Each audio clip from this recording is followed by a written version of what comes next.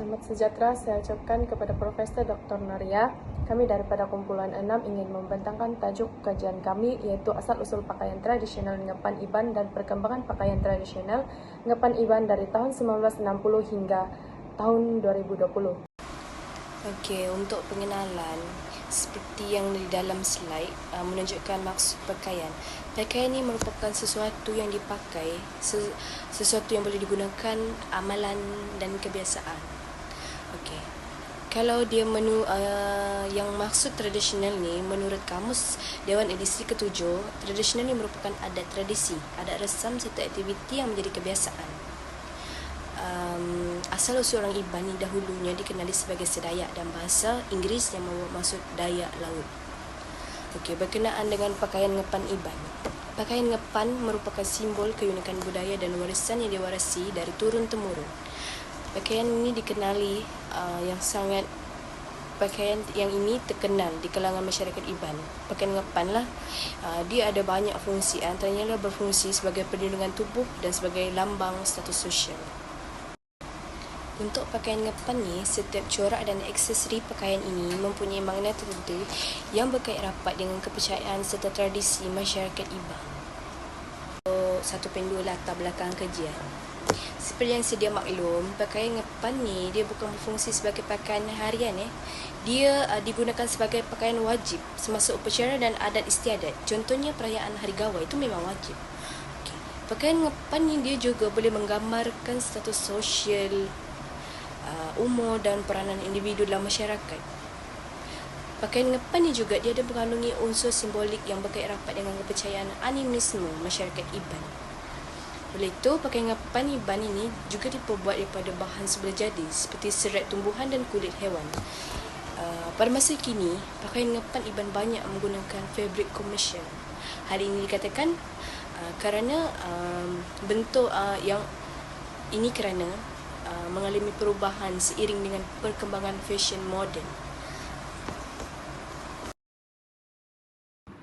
Seterusnya, permasalahan kajian. Pengkaji mengenal pasti masalah yang menyebabkan mengapa pakaian Ngepan Iban mengalami perkembangan dari tahun 1960 hingga tahun 2020.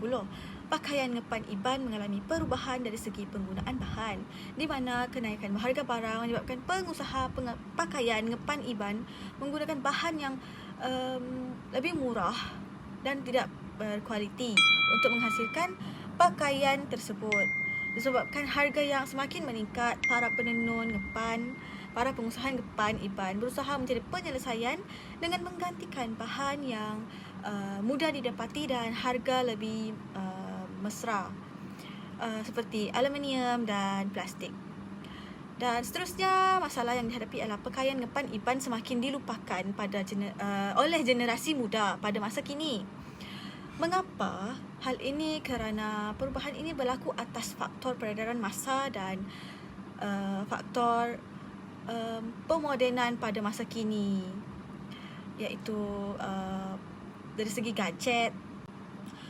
Kajian ini dijalankan adalah untuk mencapai objektif berikut, di mana yang pertama, mengenal pasti asal-usul pakaian tradisional kaum Iban. Kedua, mengkaji perkembangan reka bentuk pakaian Ngepan Iban dari tahun 1960 hingga tahun 2020. Dan yang terakhir sekali adalah menganalisis peranan pakaian Ngepan Iban pada masyarakat Iban dari tahun 1960 hingga tahun 2020. Objektif ini membantu pengkaji untuk mengetahui apa tujuan mereka mengkaji perkembangan dan asal-usul Ngepan Iban ini. Seterusnya adalah tinjauan literatur 2.2.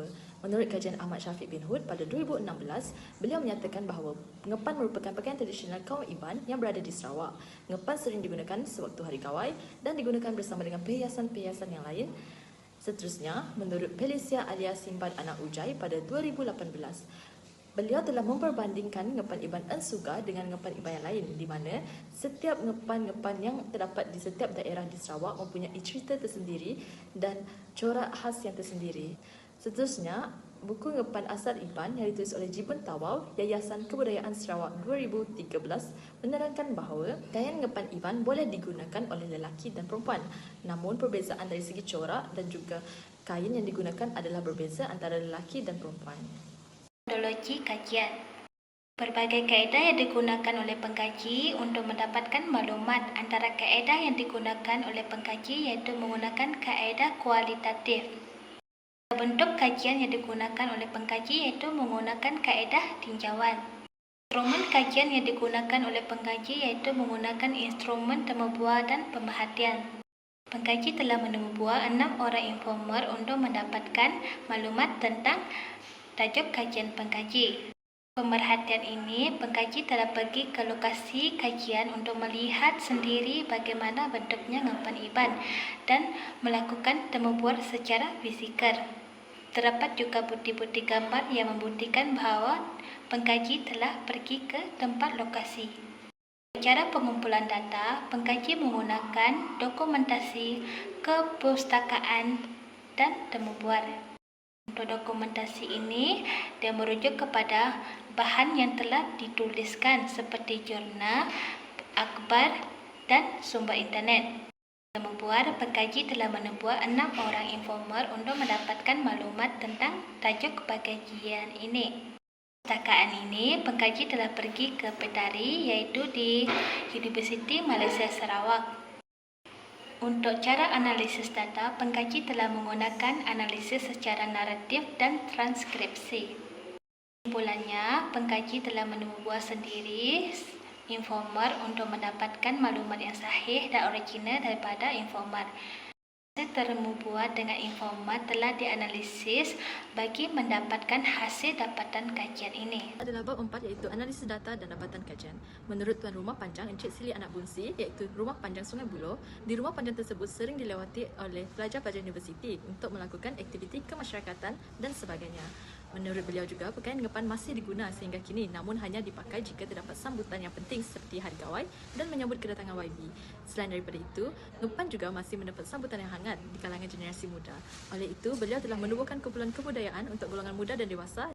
Seterusnya, menurut Puan Timas Anak Musa iaitu Ketua Biro Wanita di rumah panjang tersebut, pakaian ngepan berlaku perubahan seperti perhiasan yang digunakan dari segi bahan buatan dan saiz perhiasan tersebut.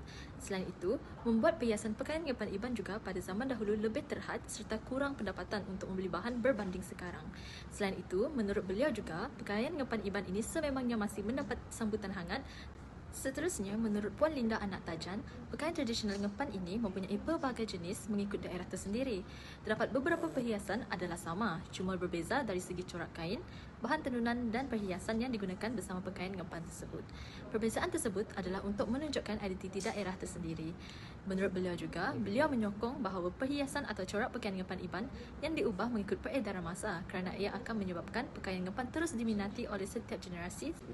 Di samping itu, menurut Encik Adal Anak Umping, terdapat pakaian ngepan untuk wanita dan juga lelaki.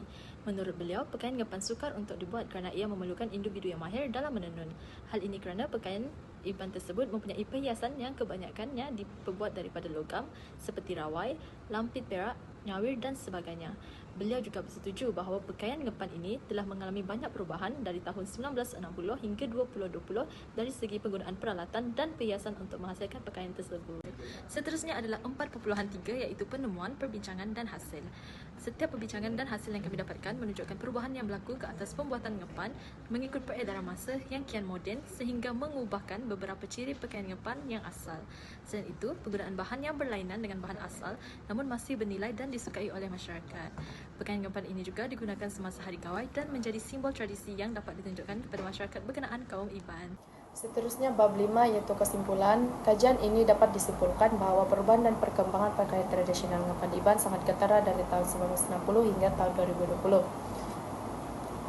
Perubahan ini dapat dilihat daripada cara pembuatan dan bahan yang digunakan untuk membuat pakaian ngepan iban. Selain itu, perubahan yang dialami oleh pakaian ngepan iban juga dari segi corak yang digunakan untuk membuat pakaian tersebut. Seterusnya, terdapat beberapa dapatan kajian yang diperoleh oleh pengkaji daripada informan. Antaranya ialah Encik Sili bin Busi sebagai Tuan Rumah Panjang Sungai Buloh. Seterusnya, Puan Timis Anak Musa sebagai Ketua Biro Wanita bagi Rumah Panjang Sungai Buloh. Seterusnya, Puan Linda Anak Tajan dan Encik Adal Anak Umping. Dapatan kajian yang diperoleh pengkaji adalah bukti yang menyokong penyataan terhadap perubahan dan perkembangan pakaian Ngepan Iban dari tahun 1960 hingga tahun 2020. Seterusnya beralih kepada penghargaan. Pertama sekali kami ingin mengucap syukur kepada Tuhan kerana dengan limpah rahmat-Nya kami dapat menyiapkan tugasan ini. Ribuan terima kasih kami ucapkan kepada pensyarah dan pentadbir Universiti Malaysia Sarawak kerana telah memberikan peluang untuk kami menjalankan tugasan ini. Seterusnya, ribuan terima kasih kami ucapkan kepada pensyarah kami yaitu Profesor Dr. Noria Anak Tugang kerana sentiasa memberikan tunjuk ajar dan panduan untuk kami menyiapkan tugasan. Seterusnya, tidak lupa juga kepada ibu bapa kami yang telah banyak memberi dorongan dan sokongan untuk kami terus semangat dan menyiapkan tugasan. Selain itu, ibu bapa juga telah memberikan kami bantuan dari segi kewangan. Akhir sekali, tidak lupa juga ahli kumpulan yang lain kerana menunjukkan kerjasama yang baik untuk menyiapkan tugasan ini sehingga selesai. Sekian dan terima kasih.